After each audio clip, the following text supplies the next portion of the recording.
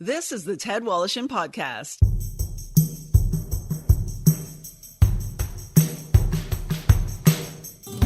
Brought to you by Halenda's, the meat people. Enjoy their award-winning products at selected Metro, Sobeys, Fortinos, and Foodland locations.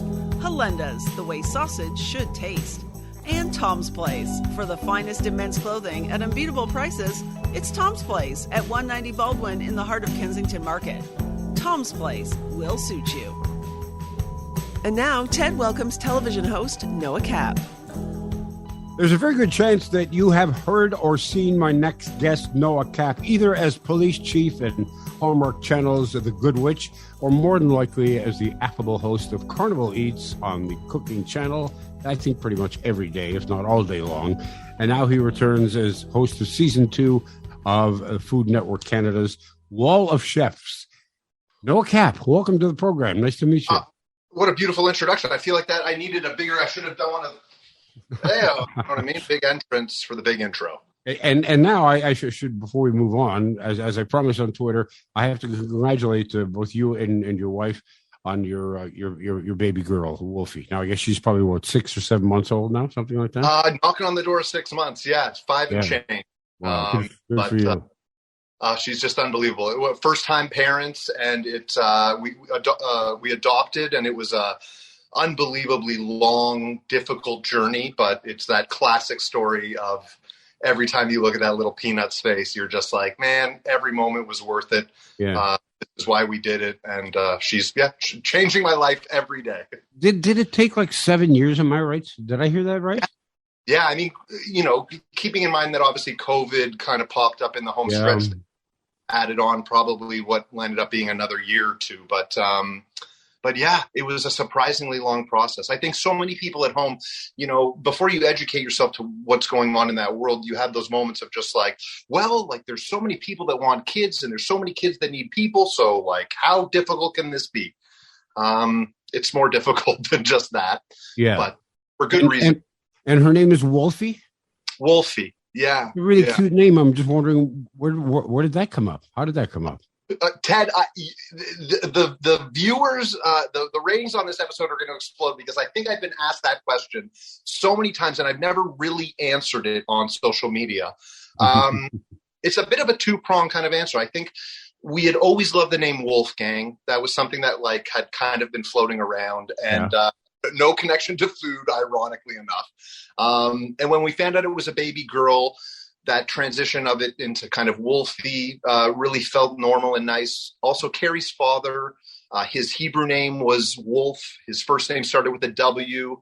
Unfortunately, we lost him a few years ago, so it was a really nice way that we were able to kind of tie in that component as well. So a bit of like a personal connection, a bit of a just think it's a really cool, unique name, and it couldn't have fit this little angel any better. It is great. It's also great when you've got a story behind your name. Like people say, well, like my name's Ted. That was my dad's name, as it turns out.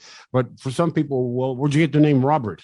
Hell, I don't know. They just gave me the name Robert, and I'm Robert now. But she's got a story she can tell. Absolutely. It is funny, as we've told people over the last few months, there definitely seems, if you built a graph, it seems that the older the person, when they find out the name, the few more extra moments they need to process. But it kind of lands up in a place where they're like, you know what? I like it. So. You know what? Wait until she grows up and realizes that her dad used to make a living eating hot dogs and candy floss. What are you talking about? Used to? What do you mean? What am I not? Well, are you still doing it, or is the show on hold, or what's the deal? Carnival Eats? Yes, that's what I mean. Yes, Carnival Eats. Yeah. I mean, unfortunately, they're struggling to get 15,000 people in a stadium for an event. 100,000 people at a state fair. I think we've got another minute. Well, but down in the States, maybe it's a different story. I don't know. Is there a chance that it will come back, let's say, at one point, or have you just moved on from that project? You know what? We were able to pop back out on the road at the end of the summer and finish season 9, which ended up taking 2.5 years almost to finish that season. Wow. So we're now in this beautiful place where it's like, if we can get that green light, if things can just turn the corner, we're ready to come out kind of charging on season 10. I think the ratings and the people and everybody's spoken, and and they're ready for more. Who doesn't like watching somebody else do all the damage to their heart so that you can still enjoy all the good stuff? I watch the show, honestly, almost on a regular basis because I think it's running every day right now. Listen, we all need a bacon wrapped pizza in our life. Yeah, I think to myself, my God, that looks so good. And then other foods, I think to myself, somebody's just doing something just to be the most bizarre and come up with the weirdest thing humanly possible. They can't actually believe anybody's going to eat this. But lo and behold, they do. That is Carnival Eats. You have cracked the code, my friend. Wow. Let's go back here and we'll talk. Obviously, we'll talk about Wall of Chefs, which is in season 2 now. But let's go back. You were born and raised in Toronto. Yeah. Canadian kid, born and raised. It's Toronto's always been home, and it's funny. The last 5-6 years, I've spent so much more time on the road. Upwards of 200 days a year, and I am constantly reminded as to not only how beautiful our country is, but how wonderful the city of Toronto is. We're spoiled rotten, and sometimes you really do have to kind of travel around and go to these other cities to realize how beautiful and diverse and kind of buzzing, and we got a great city. So I'm proud Canadian, born and raised. Yeah, and you're one of 8 children, is that correct? Yeah. Where do you fit on the sliding scale of 1 to 8? I'm right in the middle. Classic story, right? 3 older, 4 younger. That kind of floating in the middle, where one day you do something to get some attention, and you realize, whoa, that worked. Let me try to do it again, and then 40 years later, you're an entertainer. Yeah. And it didn't just happen like that. You studied at Second City. You studied improv at Second City. Yeah, I've always, since I was a little kid, had a passion for performing. I think there was just all those times and all those situations that make most people horribly nervous and uncomfortable were my safe places. When I was hosting a lot of corporate events and things like that, those moments of standing in front of 500-600 people with 5 minutes to kill on the clock and no script in my hand, it was like, this is the best. So I'm wired in a weird way. Always loved it. Always had a passion for it. And Second City was just such a beautiful fit because you know what, Ted, it's funny. I've said there was a period of time where I was like, I could do keynote speaking and what would my thing be and whatever. And I always thought about doing something about improv and how I think the art of improv is everybody should take a class. Doesn't matter what your job is. Honing the skill of being able to trust your brain and yourself, that you can respond, that you can react, that you can process what somebody says and return that ball is an invaluable skill. So I think everybody should dabble in it a little bit. And so you went to York University as well in the acting conservatory. Would you say you learned more from Second City, or would you say you learned more at York? This is one of those moments where I'm supposed to be boring, just everybody's great, and with the team gave 110%. Ted, I'm a real person. York University for me wasn't the best ride. I didn't connect with that style of learning. I think that the first year of my university career ended, and I remember I went to my parents and I said, "That's it. I'm done. I'm not going back for second year." And they were like, "Yes, you are." So I did. And then at the end of second year, I was like, now for real, I'm done. I'm not going back. Yeah. And they were like, oh, no, you're going back. And I did. But it was halfway through third year where it was just you know what? I want to get out there and get real world experience. Being a tree blowing in the wind and rolling up and down wasn't working for me.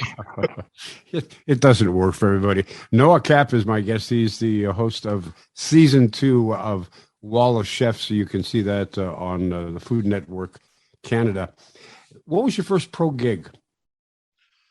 I started doing musical theater when I was younger. I don't know if you remember when you were a kid, there was a traveling theater group that would come to your school and do a play, and it would be bullying's bad, don't hurt your friends. And it was just always, little life lesson shows. Started doing that when I was 13, and I think it just kind of solidified the fact that I loved it, that I was good at it. And from there, I got an agent around 18, 19. And I remember the first commercial I booked was a Cheerios commercial, and I was a camp counselor.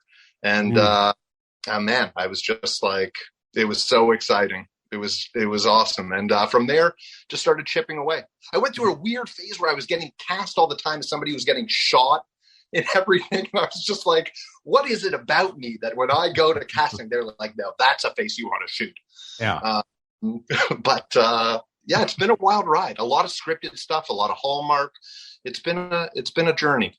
Yeah, and how did the Carnival Eats gig come about? Was it just a great audition, or did somebody see you and say, we want this guy for this kind of show? You know, it's funny, Ted. I was doing a lot of hosting. I mentioned sort of like corporate events. I went through a period of time where I was a bar and bat mitzvah DJ and like weddings and all that kind of stuff. You know, 3 steps to the right, clap, 3 steps to the left. Who wants a T-shirt? And then started to get a bit older. There was that point where I was like, is it creepy to have a 30-something-year-old doing a bar mitzvah? So I transitioned into corporate, and I remember going to my agent at the time and saying, I'm doing all this hosting, kind of like live events. I'm doing all this acting on camera. I'd love to bring them together and try to host on camera. Sure. It feels like that's really my wheelhouse. Second audition she got me in that world was an untitled food project. And I remember walking into the audition and reading the bio about the show. And at the time, I was like a hardcore Diners, Drive-Ins, and Dives fan, like everybody. I was marathoning that show all the time. So as soon as I read the bio about Carnival Eats, it was like I felt like I understood it. And I went into the audition, and they gave me a big cupcake. And they were like, just look at the camera, imagine that's a burger, and tell us about it. And I remember I turned to the camera and I was like, we're hanging out at the Hutchinson Town Fair, and I got a double, triple pack, whatever. And I just went.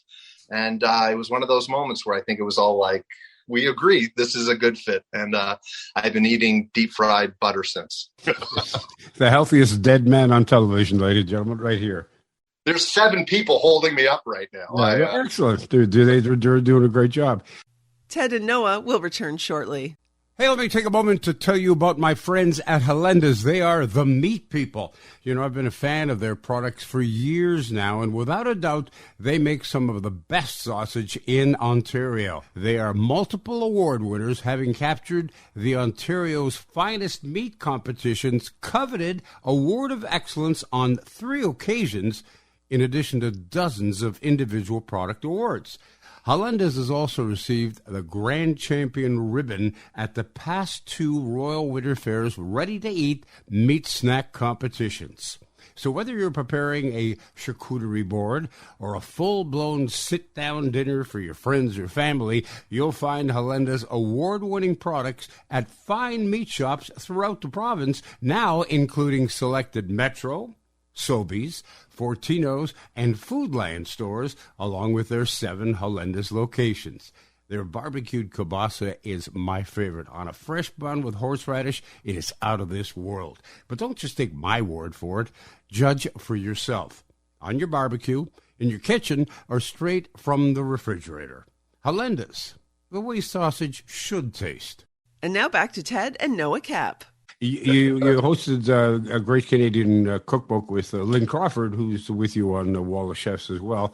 How long did the project run? Yeah, that was a blast. That was a show that I wish had a little bit more opportunity to find an audience, because it was just a special little 4-part series where Lynn and I traveled around Canada, you know, with this mission of like, what is Canadian food? You know, it's easy other parts of the world and say what it is, but Canadian food is a lot more than just poutine and maple syrup.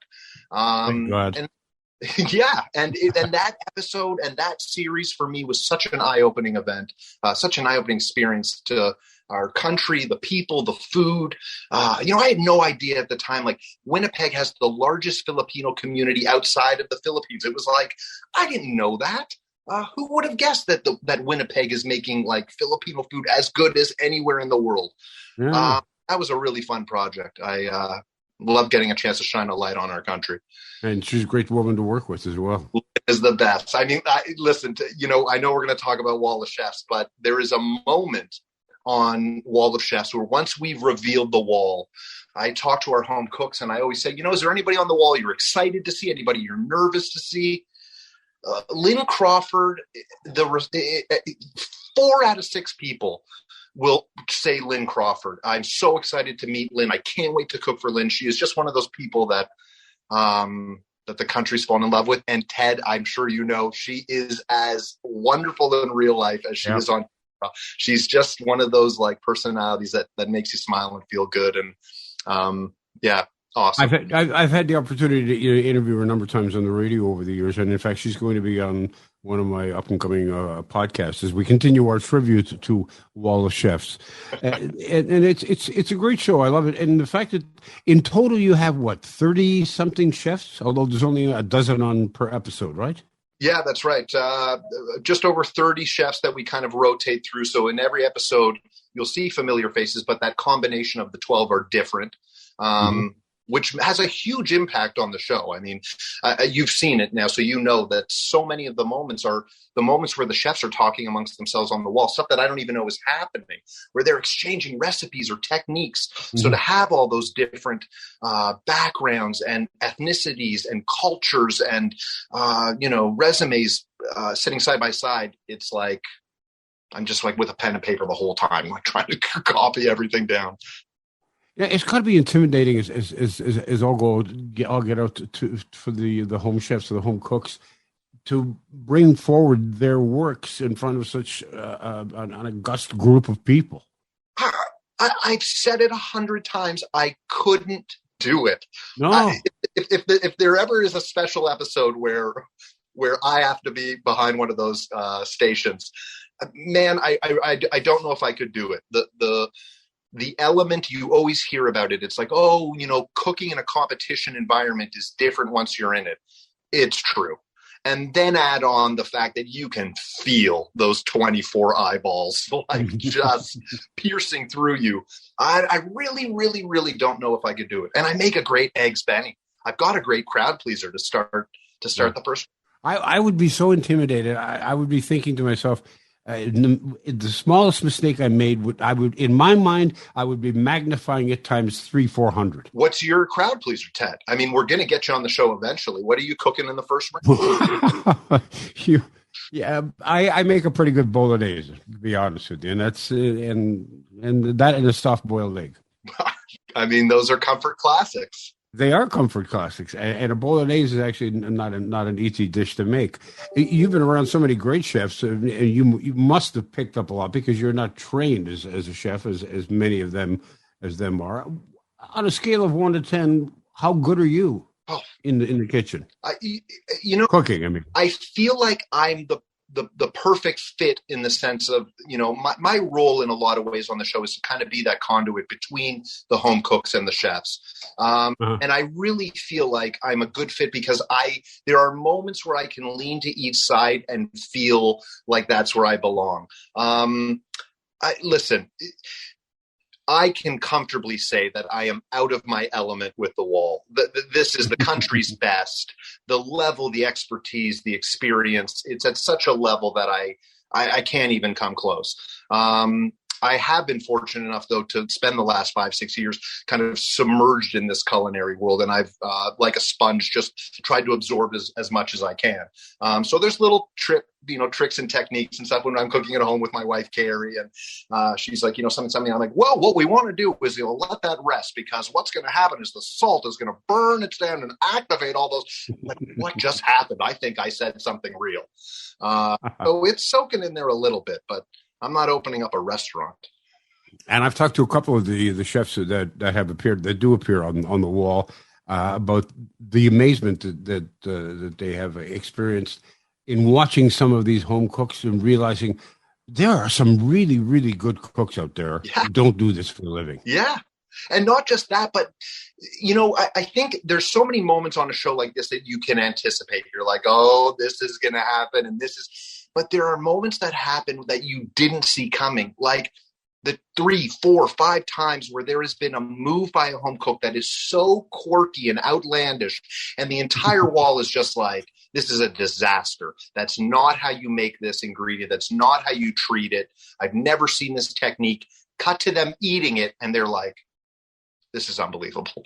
Like, why am I doing this 3-hour technique when you found a way to do it in 10 minutes and it's as good? I'm stealing this. And that moment, I'm always just like, that has to be so cool for a home cook, to have a Mark McEwen or, Rob Feeney or Miru Dalwala sit there and say to you, you've taught me something today. I didn't see that coming. Now, conversely, when the thing is becoming a disaster in front of your own eyes as you're cooking this, you're thinking, I can hear everybody laughing and saying, what the hell is that guy doing there? Well, yeah, and it's crazy because, listen, it's an intimate set. Wolfie's fired up. It's yes, say hi. I get it. She wants a bottle. Look at that. So do I. Look at me multitasking. You know what I mean?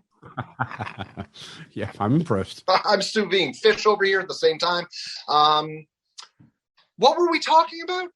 We're talking about the disastrous presentations that some of the chefs, some of the home cooks present, and that the chefs on the wall are looking down at you, thinking, "Well, this person doesn't know what they're doing at all." Yeah, and it's that's right. I was saying it's an intimate set, so there are moments where those little conversations on the wall. It's like I can see the home cook overhearing the concern or the worry that's happening with the wall, and how that gets into their head, and listen, it's more than just being able to, figure out what to do with 3 recipes or 3 ingredients you weren't expecting. It's staying calm. It's staying collected. It's being able to take the feedback, but, not focus and kind of, just, be stuck on the criticisms. Like I said, I couldn't do it, Ted. I'm talking about it. How many episodes are you scheduled to do for The Wall? We just filmed 10 new episodes, which we're now a few into. Did you see last week's? I mean, I don't know when things are thing or whatever, but I saw the episode where there was a tie. How crazy was that? It was great. I was so happy because I said good. Yeah. Because to me, I couldn't see how one was better than the other. I couldn't taste it. Obviously, I'm not there to taste. But I'm thinking, oh, really? How does one person lose this? And they didn't either. That was cool. An amazing moment. I remember standing there at that deliberation and just it going. And we were going in circles and circles. And it was like, I don't think we can figure this out. The only way would be to split it. What? And that was a great moment. I couldn't wait to say the news. I remember standing there and delivering that, dramatic lead in. The whole time I was just like, this is going to be so cool. I just felt it was really Canadian. It was a very Canadian television moment. Yeah, I'm with you, man. And people were like, bro, they both won the thing and this and that, whatever. It's like, you know what? What a beautiful moment. They both earned it. I'd say if you ask them, you got a 50% chance of going home with nothing. Would you rather split the 10? I would imagine everybody was pretty happy with the outcome. Yeah. Let me just quickly go back because I'd rather talk more about the Wall of Chefs because it's happening. It's current. But again, Carnival Eats is still out there. Yeah. What was the weirdest thing that anybody ever prepared for you? Oh, man. In the early seasons, I think the show was figuring itself out, and we were still dabbling a little bit with those like those really out there, like not even social media foods, the ones that are like deep fried rattlesnake, which was like, Ted. Yeah. If I wake up screaming with night terrors 3 times a year, 2 of them are related to that deep fried rattlesnake. It was disturbing. I remember I got to the table and they had already cut the head, tail, and skinned the snake. And the body is in a metal bowl. And I hit the bowl while we're doing prep and the thing moves. And I turned to the vendor and I was just like, I mean, is this like a mosquito or a fly? Like its nerves firing off? He's like, yeah. But Ted, I'm not talking about like shaking. I'm talking about like the body was S-shaping in the. Oh God! You know what was happening there? So I start to freak out, whatever. Anyways, in between the last shot, we're just getting ready for the big bite. I go over to the gentleman's grandmother who's been running the booth for 60 years, and I leaned into her and I was like, what's the deal here? Like, is this going to be okay? And she was like, Yeah. Are you kidding? I don't know. I'm not going to eat that stuff. And that was episode 2 of Carnival Eats. And I was like, this is going to be a wild ride. Noah Cappe is my guest. He is the host of Wall of Chefs and Carnival Eats as well. I hate snakes, so I couldn't fathom. No, I just do that. Just gives me the willies. Yeah. Completely. Because you're surrounded by these chefs and you have been for so many years. Have you ever considered, well, maybe this is something that I could do like part-time. Maybe I should do some studying in this. Maybe I should ask one of these chefs to take me on under their tutelage, and maybe I'll become a restaurateur one day. You know what? I think my passion is eating. And I know that sounds funny, but hear me out in the sense of I've always been so appreciative that the Food Network embraced me and brought me in to be a part of their family, because I think that there are foodies and people who have a passion and an understanding of food on the other side of the counter. You know what I mean? I'm not a person who necessarily can make it, but man, I can bite into it. I can tell you what works, what doesn't. I understand flavor. I understand, texture and all those elements that kind of make that bite and make those moments. So I'm so grateful that Food Network has kind of said, listen, here's a person who has an equal passion and love of food and an understanding of how it works. They're just real good at taking a bite and talking about it, as opposed to putting the ingredients together in the bowl and making it. And for that, I'm thankful. And I think people at home are thankful too, because I get so many messages about, it seems so real. It seems so genuine when you're on camera. And it's like, because it is. That is me. There's hardly any script. I mean, on Carnival Eats, there is 3 or 4 lines that I say, intros and outros, but all of those segments with the vendors, I show up. It's like, this is Jim. This is what you're making. Go. So it's a real moment. And you're seeing that kind of genuine, deep fried creation unfold. So no, I mean, because of COVID, because of the pandemic, I mean, we haven't been socializing the way we have been in the past. But when that's not happening, when people are mixing, when you're going over to people's house for dinner, are people trying to impress you with their culinary abilities? No, they're just trying to stack as many weird chocolate, pepperoni, bacon, deep fried elements in one. It's like, if I go to one more dinner and they're like, I think you're going to like dessert. And it's like, fresh berries, because Papa needs some vitamins. No, it's like, look what we did. We deep fried a whole cake. It's like, thank you.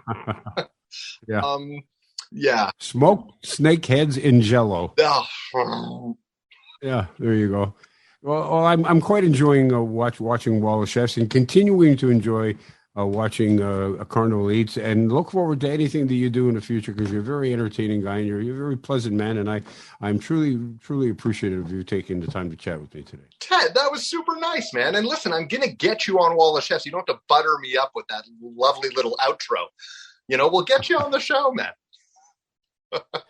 I'd be happy with a T-shirt, but thanks anyway. I'm going to eat that bolognese, Ted. All righty, you got a deal. Take care.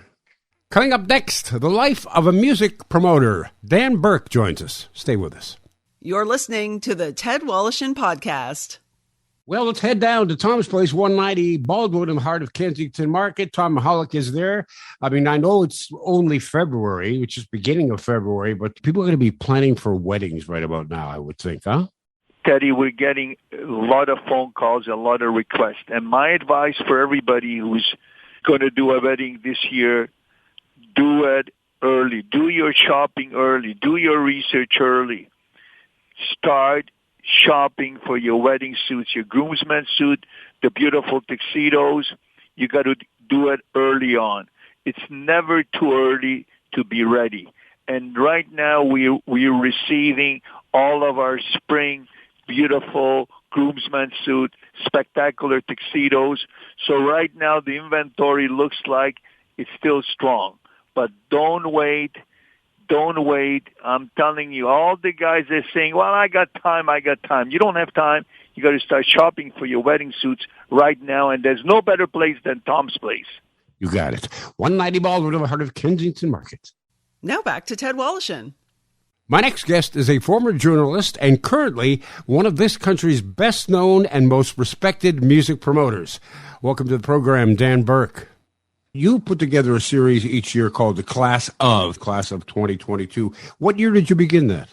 I started in 2014 at the Silver Dollar, and the reason was a lot of people think that January is a slow month in the club. I said, well, it can be for some clubs. If those clubs are relying on touring acts, the touring act circuit slows up in January, which is the depth of winter, and it'll start picking up a bit in February. But there are far less big touring acts coming through town. So it's a terrific time to create shows, and with some angle you can hype them with. And so January is an ideal time to create these shows, tap into the market, which is being underpitched with shows. And I figured, let's put something together which features bands who are on the verge of, or should be of breaking up to the next level. And the bands that you book they're not mainstream. You're not talking about pop here. You're talking sort of more alternative music, right? It depends what you qualify. It's hard now. There's so many genres, and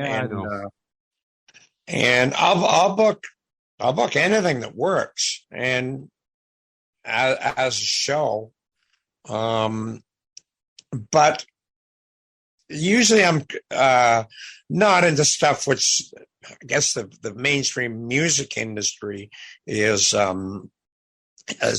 tapping into it, but they don't tap into much because they're very selective about what they do, about what they're going to invest in. So I'm more into there's labels like Royal Mountain Records, which is terrific, run by Menno Versteeg of the band Colorado. And he put together a great, and so I'll, many of the bands that he's just signed up, I've worked with closely, or the bands he's really paying attention to on the, those are the kind of bands I'm also working with,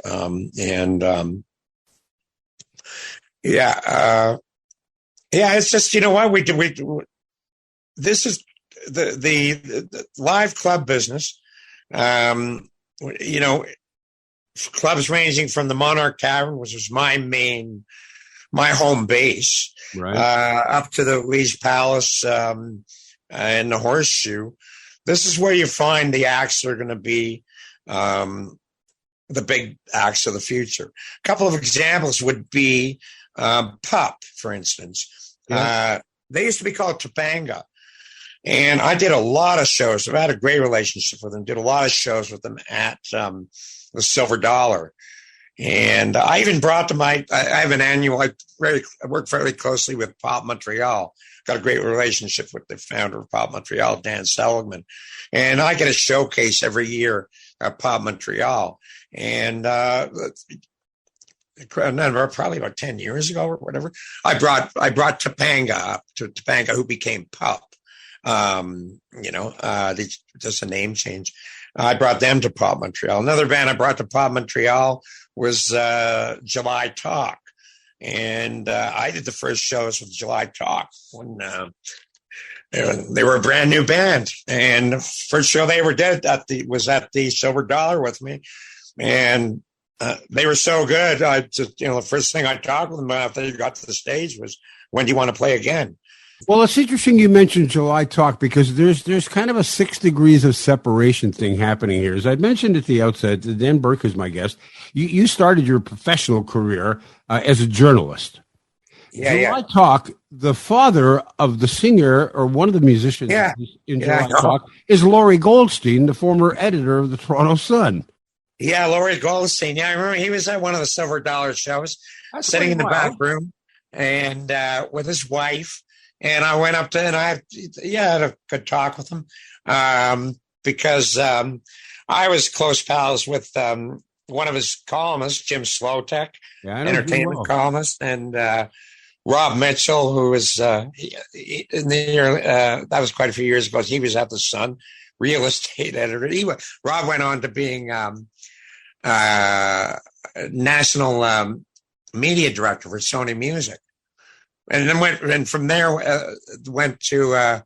Prior to that, he was press secretary for Bob Ray. Well, Bob Ray was head of the NDP before his premier. That was really interesting.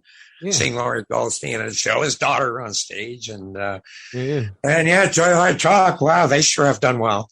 Yeah, but that's where it all starts, for most bands. I often wonder when you're putting together a show, because many of the shows that you do, it's not one act, it's 2, 3, 4 acts during the course of an evening. How do you go about deciding who's the opening act? The headlining act is pretty easy to decide because it's normally the act that has the most notoriety. Maybe they've had a couple of albums, CDs out already, and they've drawn in the past. But how do you decide who opens, who goes to, who's number 3? And what's the importance of those positions? It's a level of seniority and draw and what works, on a lot of these shows. For instance, on the Class of 22 show, I have one of 6 coming up at the Horseshoe. There's a band called Breeze, and Breeze is the band I built that show around. I wouldn't call them a headliner because in these Class of 2022 shows, trying to be somewhat egalitarian, and there is no headliner, so to speak. But there usually is a band. I say, okay, I'm going to build the show around this band. And so on January 14th, the Horseshoe, I take Breeze, book them first, and then build around what's that. And so what you're looking for is other acts which fit both musically and socially. Yeah, the social component is very important because you want the crowd to gel almost as well as the bands do on stage. And by gelling, they don't have to be of the exact same genre, style, sound, but there's got to be some sort of thread in it, which makes a great succession from the first band to the last band. It's got to be weaved together somehow. And I can't quite explain it, but you get to understand that it becomes a second nature when you're in my business all these years. This band will fit with that band, will fit with that band. Yeah, and some of these bands I'm familiar with them, and some I'm not. Well, when you mentioned Breeze, few people are. That's part of the discovery process. Yeah, well, it's part of the excitement. Yeah, well, okay. One year, for instance, in the class of 2019, an act in that edition of the series was Orville Peck, and I booked I had Orville one time before in 2018, probably about in the either summer or fall of 2018, whatever it was. But immediately upon seeing Orville Peck, I said, "Oh my God!" And this is a rare experience. I saw that act, and I thought, this guy is one of the greatest singers I've ever heard anywhere. Yeah. And anyway, so I booked them not one, but 2 nights on. I put them in Hamilton, the class of 2019 Hamilton edition, and in Toronto. And it was at the Monarch Tavern. In any case, Orville Peck, this past Halloween, played 2 nights at Madison Square Garden. Wow. Opening for, God, I forget who it was. I'm a lot out of touch with the mainstream. But anyway, Orville Peck was not just the opener, but the special guest opening act at Madison Square Garden this past Halloween.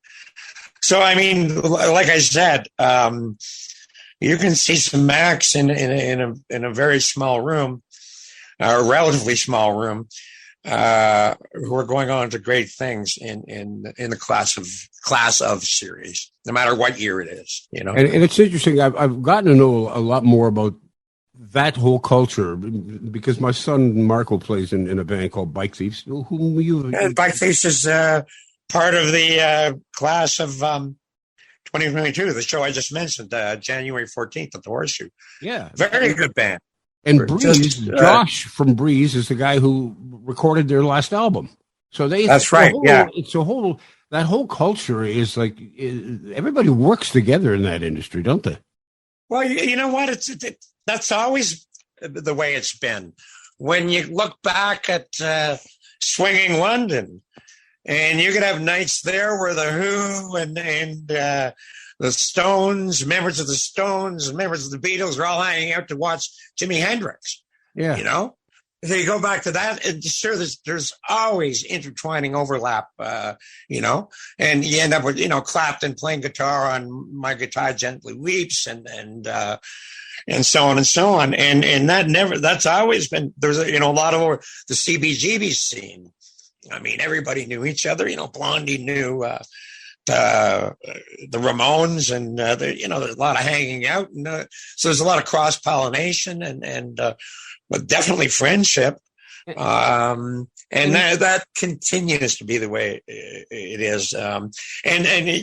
But that said, the music scene in Toronto and a lot of other cities, but Toronto might be the biggest music scene in the world.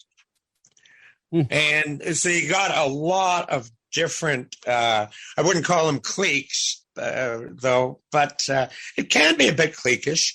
But there are pockets or communities within the community, a lot of them. Right. And, and so some bands are more, so if I've got Breeze booked on January 14th for class of 2022, and I'm looking for other acts, and I didn't even know that Josh had recorded Bike Thieves' album, but I went to him and said, I think Bike Thieves are a good fit. And he said, oh, yeah, I've recorded their album. Okay, great.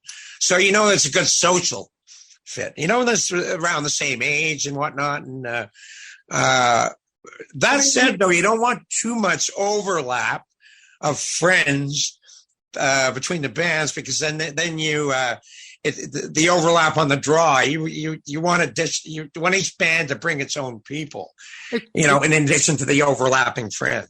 It's interesting because in that sense, I'm sitting here and I'm listening to you and chatting with you, Dan Burke, and it's like you're a music promoter, but if you, and I know you're a hockey fan, you're like a general manager of a hockey team. Figuring out, okay, this player. Yeah, I've said that. Yeah, on this line with this player. Yeah, that's completely true, and I often use sports analogies to describe what I'm doing. And in any case, yeah, the general manager of coaching is a point where I got thinking, geez, I'm 64 years old now, and here I am, involved in a business with sometimes with kids, musicians old enough to be my or young enough to be my grandchildren, and I well, is this should I be doing this? And then I saw the clarity, and it was I'm like a coach or a GM in sports, and that could be from anywhere from peewee hockey up to junior A. Yeah. Depending on the night and the band. Some, there are some young players and they're just beginning, developing, and they're not going to be rising to the next level, to a AAA level anytime very soon. But you still work with them, and then you got the acts like. Breeze is something they're getting some international attention, and I think Bike Thieves should be too. And so you got them at the junior B, junior A level, and potential draft picks for for the big leagues. Yeah. It's interesting because, looking at your career, again, going back to when you were in journalism and highly respected, you could have continued that career, but your heart took you in another direction. And I can understand why. In reading a quote doing my research, where you said, quote, I like the game better than being a journalist. As a journalist, you were a spectator in the stands, not down on the playing field. I'm glad you saw that because, that's a fact. I mean, sometimes if you do a story that's big enough, then you become part of the playing field in journalism. For instance, at the Fifth Estate, I was doing a story on a Montreal drug trafficker, and while I was researching it, and I went to see a friend, an underworld figure, and he tipped me off to something which about the corruption of a potential corruption of an RCMP agent, Inspector Claude Savoie formerly of the Montreal Drug Squad, and I pursued that angle in the story. And the day before the Fifth Estate show went on the air, Inspector Claude Savoie blew his brains out in his office in RCMP headquarters in Ottawa. So when you do a story like that, you're on the playing field. Yeah. But for the most part, you're a spectator, and there's something a little bit and judgmental, I suppose. Even though it's supposed to be. You're supposed to be objective. It's pretty hard to be perfectly objective as a human being. And there's a judgmentalism in journalism, I guess. And let's see what you can do, Yeah. Dan Burke's annual class of, and this is the class of 2022. It runs for through 15 dates in 22 days. It's in conjunction with Exclaim magazine. What's the best way for people to find out information about this and what bands are playing and where to go and when? Well, on Facebook is a good place. You know what? I don't even have a website. I just use Facebook, and I've got an account at ShowClicks. That's where most of us sell tickets now online. Yeah. Just keep an eye on listings and whatnot, or check out the horse. A good place is to go to the Horseshoe and Liege Palace websites. We've got we're listed up there with and the Monarch our artwork and everything, and actually Exclaim magazine, class of 2022. That's a great place to go. That's great. Access information on these shows. You've made a lot of people's dreams come true, Dan. It's a great thing, and it's been a real pleasure chatting with you. I really appreciate you taking the time to. Well, yeah, you know what? They made their dreams come true. I only assisted in the process in some cases, and I'm sure is my my benefit to work with them, I suppose. Perhaps more than I benefited them, they benefited me. So been a pleasure. Thanks very much for your time. All the best in 2022, man. Take care, Ted. The Ted Wallacham podcast has been brought to you by Halenda's, the meat people. Enjoy their award-winning products at selected Metro, Sobeys, Fortinos, and Foodland locations. Halenda's, the way sausage should taste. And Tom's Place. For the finest in men's clothing at unbeatable prices, it's Tom's Place at 190 Baldwin in the heart of Kensington Market. Tom's Place will suit you. The Ted Wallacham podcast is produced by Joey Roselli. Technical production by Paul Gatt. Music by Bike Thieves. I'm Becky Coles. Submit your questions and comments to ted@twmedia.ca.